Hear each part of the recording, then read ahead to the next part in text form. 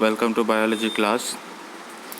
In this video we'll be going with the remaining topic of this chapter number 3, kingdom classification, and also we'll go through the exercise part of this chapter. So that last topic that remains is regarding the scientific names. The different species all over the world, as we have already discussed in this chapter, wide variety of species of plants and animals exist on our planet, and we can say there are millions of such species. Also there are many languages, everyday languages. If we call these, if we study about these animals and plants in our day-to-day languages, in that it would create a confusion.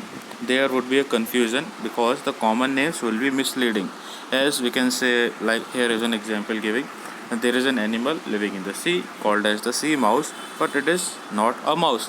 From the name it appears to be a mouse. It actually belongs to the family of earthworm. Similarly, if we talk about the common name, for example, they have given the name for mango, that is in English we call, in Hindi we call differently Odia, and then so on. So these are all what I have underlined or marked. All these are the different names called for the same mango only. So if the people of the different areas or different region study the same thing, there would be a confusion regarding the names. So for that, a common name has been derived. To avoid the confusion, only for the scientific study we are having certain names that are called as scientific names only. And this system of the scientific naming is based upon a standard system. So that is what is called a standard system of nomenclature. Nomenclature means naming only. This is meaning. The meaning of this word is to names of certain substances or certain species of plants and animals. So standard system has been given, that is called as the binomial nomenclature. If you see the meaning of binomial, it means two parts. The name of the particular animal or the plant is divided into two parts. This binomial nomenclature was developed by Carolus Linnaeus in the year 1735. In this, the name of the particular species of the plant or animal, the particular name is taken from the Latin language. That is the Latin name. The first name is called as the generic name. It is telling us the genus to which the organism belongs. Genus is the group of different species. So the genus is being told in the first name, and second thing, the second name, the organism's second name is actually what? It is the species name. So we will see one example now, the scientific name. The scientific name of domestic cat, for example, is Felis domesticus. So that is, Felis is what? That is the genus name, and domesticus is the name of that species to which this particular animal belongs. So that is how we can write the particular scientific names also. So there are certain rules also. Simply we can't write. First is the rule number 1, the generic name starts with a capital letter. Always the name of the genus, when we write a scientific name, first alphabet has to be capital. And the second thing, the second name, that is the species name, it starts with a small letter. Generic name with capital and species names begins with small letter. Second one, both the names are printed in italics. So whenever they are in the printed form, like here you can see in the book itself, this is in italics, so that is slightly bent forward. So that is how it has to be printed. But if you are writing by hand, if it is written by hand, then what to do? Then you have to underline it. So whenever you write any scientific name, even in your exams also, take care to underline that. So that is the rule we have to take care. First is genus starts with capital letter, species starts with small letter. If you are printing, then do it in italics. If you are writing by hand, then you have to underline this. So that these are certain rules, and we can say this is how we write the scientific names. So what is the purpose of scientific name? That should be clear, to avoid the confusion regarding the names when we are studying the different plant and animal species. So to avoid confusion in different languages, that is why we are having the scientific name. The scientific community or the people who are studying these plants and animals, they will call them by the same name only, and it will avoid the confusion regarding their studies. So that is all. Here on this next page, here some names are given in this table. You have to go through these, and this is your homework to learn. You have to learn it, all the scientific name, the genus, as well as the common name is given. So now mango, like Mangifera indica. Notice the first alphabet is capital in generic name, and in the species name it is a small letter. Small letter always is there, and because they are printed here, all these are in italics. But if you write down in the notebook, don't forget to underline this. So you can read through all these. Wheat is Triticum aestivum, potato Solanum tuberosum, cucumber is Cucumis sativus, Rosa indica. Rice is Oryza sativa. So all these are scientific names only to certain species of plants. Next is about the animals. Human beings or man are called as Homo sapiens.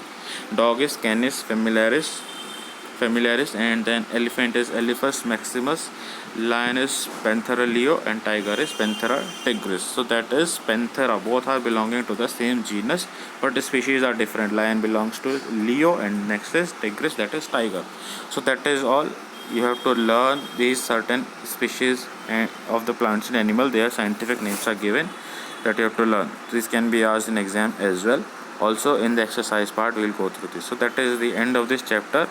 We will now move to the exercise part of this particular chapter. We will see the book exercise as well as the some of the short questions we will see. So this is here class 7. Now solutions we will see for chapter 3. So first is the think zone. You can see right now here, that is the book exercise itself. The page number is mentioned there itself. You have to write this part only in the book you have to do. So I will just scroll downwards. Wherever you need, you can take a pause and note down the answers, and then you can prepare them for your exams. In the fill in the blanks and all I have put a dash there, that is underlined. That is only the answer part. Still any doubt is there, you can post the query. You can use the Teams app, and directly using the chat option you can send me the message. Any doubt is there regarding any of the topic, you can ask it. So these are all the answers. I am just moving downwards. Wherever you need, you can take a pause. Here it is, page number 58. This is here where the main exercise of the book begins. First question is select the correct option. Only the correct answers are mentioned here that you can note down. Next will be fill in the blanks, followed by the true and false. In these the statements are given. Whichever is false, I have put an underline there in the statement.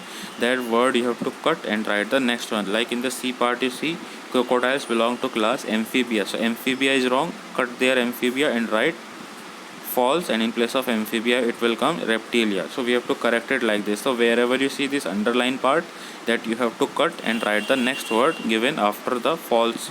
That is how you have to correct it. Next is to match the following. The first one, sponge is porifera. Next, amoeba is unicellular organism.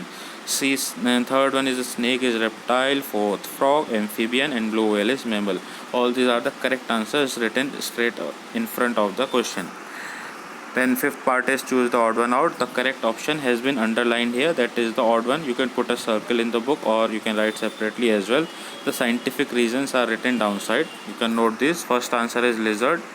It is a reptile. Others are birds. Second is earthworm. It is an annelid. Other belong to platyhelminths. Next is snake. It is a reptile. Others are mammals. Fourth answer is the starfish. It belongs to Echinodermata. Others belong to Coelenterata. Fifth answer is butterfly. It belongs to Insecta, class Insecta. Others belong to phylum Coelenterata. Sixth one is grasshopper. It also belongs to class Insecta. Others are reptiles or belonging to Reptilia. Then here is to give one word. All the answers are mentioned in the bold letters. You can note down. Here comes the copy work. You have to note these answers in the copy. Already you have been given in the live classes. Those who have not attended or somehow missed the class, you can note these answers from here as well. So just these are the short questions in this video. The remaining questions, that is from the long questions onwards, that we will cover in the upcoming video. That is all for now. You can wind up the present video. Thank you.